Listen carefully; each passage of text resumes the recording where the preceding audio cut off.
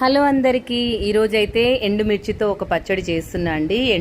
ఎండుమిర్చి, చింతపండు, ఆనియన్ వేసుకోవాలండి. చింతపండు, ఆనియన్, వెల్లుల్లి, ఒక టీ స్పూన్ జీలకర్ర వేసుకోవాలి. తగినంత టేస్ట్కి తగినంత ఉప్పు వేసుకోవాలండి. వేసుకొని మంచిగా మనం మిక్సీ ఆడించుకున్న తర్వాత ఒక బౌల్లో తీసేసుకొని చక్కగా పోపు చేసుకోవాలండి. ఈ పచ్చడి అయితే చాలా బాగుంటుంది. 1 వీక్ వరకు నిల్వ ఉంచుకోవచ్చు.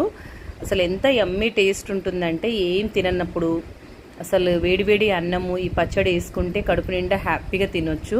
కూరగాయలు లేనప్పుడు కూడా ఇలా ఈ పచ్చడి ట్రై చేసుకుంటే మాత్రం చాలా బాగుంటుంది.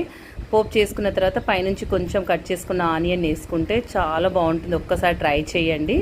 సింపుల్గా ఎండుమిర్చి, ఆనియన్, చింతపండు, వెల్లుల్లి, జీలకర్ర ఇవి వేసేసుకొని మంచిగా నూనెలో వేపుకున్న తర్వాత ఇది వేసుకొని ఇలా మనం వేడివేడి అన్నంలో వేసుకొని తింటే అసలు ఒక్క ముద్ద తినేవాళ్ళు కూడా ఎక్కువగా తింటారండి. చాలా బాగుంటుంది.